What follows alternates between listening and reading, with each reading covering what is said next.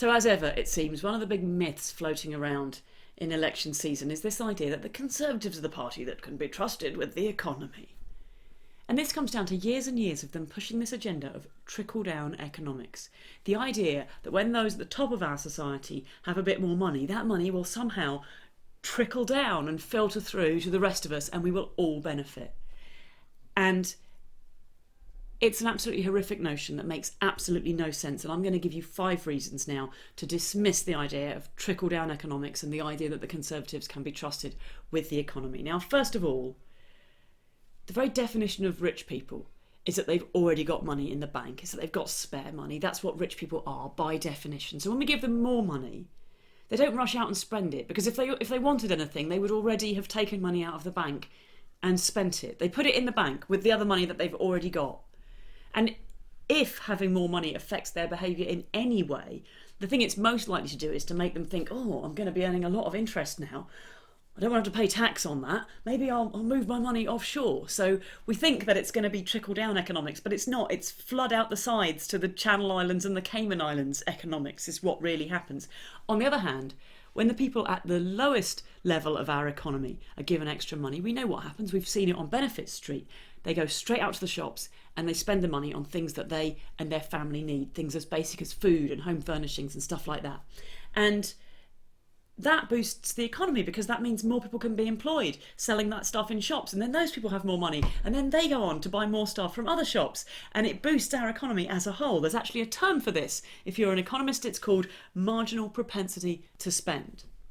The second reason that trickle-down economics is nonsense is because as that money is cycled through our economy, every time it cycles, a little bit of it goes back to the government as tax. You go to the supermarket and buy some things, some of those items have VAT on them, that VAT goes straight back to the government. If you buy cigarettes or alcohol, things with higher rates of tax levied on them, then loads more money goes back to the economy. So the more that we fund this turnover of money, in fact, it becomes a really good investment because so much of it comes back to the government in additional tax revenue. It makes complete sense.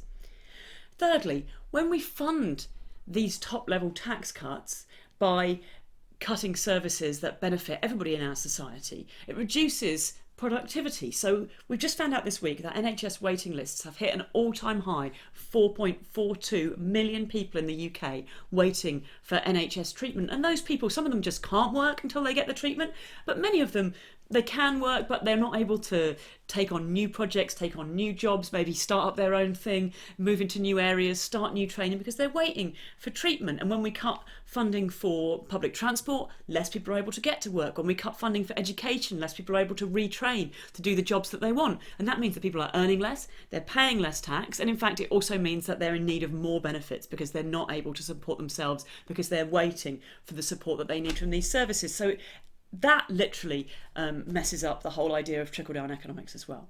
Now, fourthly, and this, I cannot emphasise this enough, but the idea of trickle-down economics has been robustly, scientifically disproven.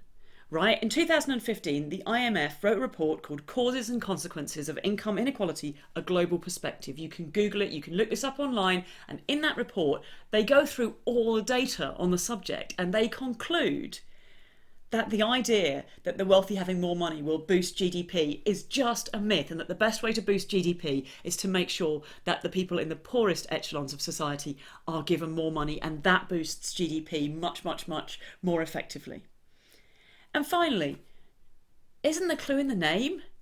I mean, I deserve to be able to live comfortably because I work hard, because I'm a human being, because I shouldn't have to struggle and suffer and all the rest because of my basic humanity.